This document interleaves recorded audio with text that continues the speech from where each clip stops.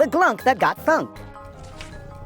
A thing my sister likes to do some evenings after supper is sit upstairs in her small room and use her thinker-upper.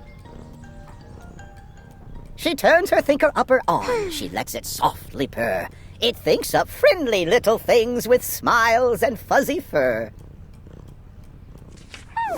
She sometimes does this by the hour. Then, when she's tired of play, she turns on her unthinker and unthinks the things away. Well, one evening she was thinking up some fuzzy little stuff, and Sister sighed, "This stuff's all right, but it's not fun enough. I've got to think of bigger things. I bet I can, you know. I'll speed my thinker-upper up as fast as it will go." Think, she cried. Her thinker-upper gave a snorty snore. It started thunk, thunk, thunking, as it never had before.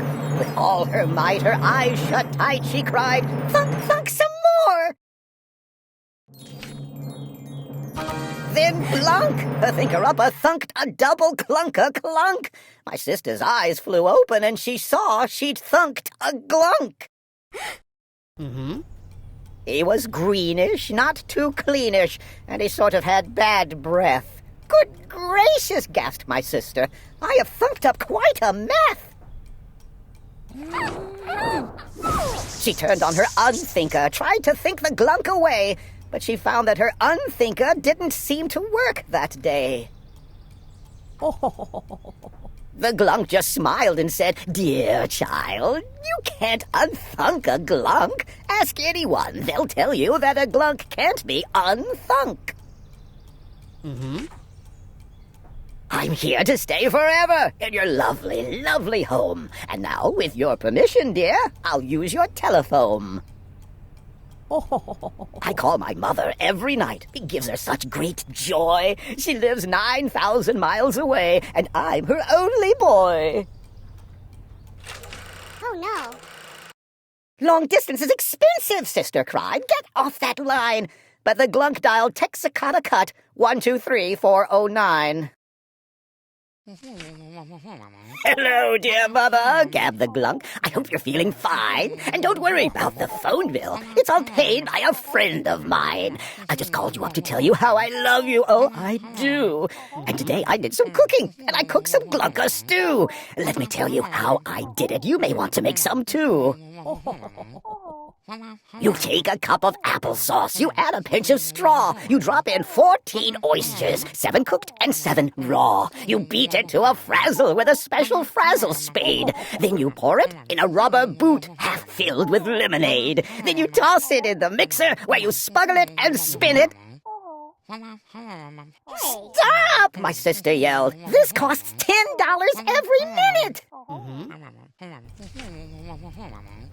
"Money? Pooh!" the glunk just laughed. "Don't think of things like that."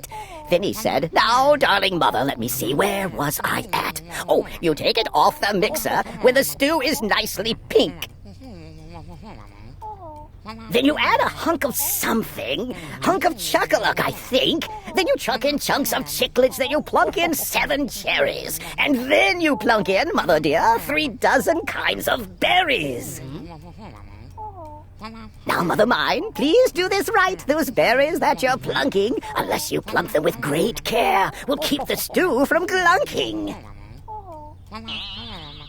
"Stop! Stop!" my little sister screamed. "It's not a funny joke. My father can't afford this call. My father will go broke." "Now you keep still," the glunk snapped back. He kicked her in the shin. "Don't you interrupt my mother when she's plunking berries in. Now, mother, plunk 1 berry, blue. Now, plunk 1 berry, raz. What's that? You have no raspberries? Oh, everybody has. But if you don't have berries, raz, a schnutzberry will do. You have a schnutz, I know you have. Now plunk it in the stew." And he went on talking berries with his dear old darling mother. He jabbered and he blabbered 1 whole hour, and then another.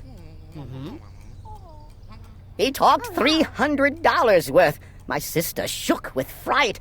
This Glunk might cost us millions. He might jabber on all night. My father will be ruined. We'll be penniless. We're sunk unless I can unthunk him. Oh, I must unthunk this Glunk. And that is how I found them. She was standing there unthunking.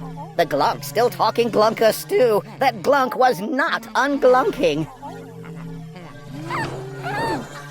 Could she unthunk the Glunk alone? It's very doubtful whether.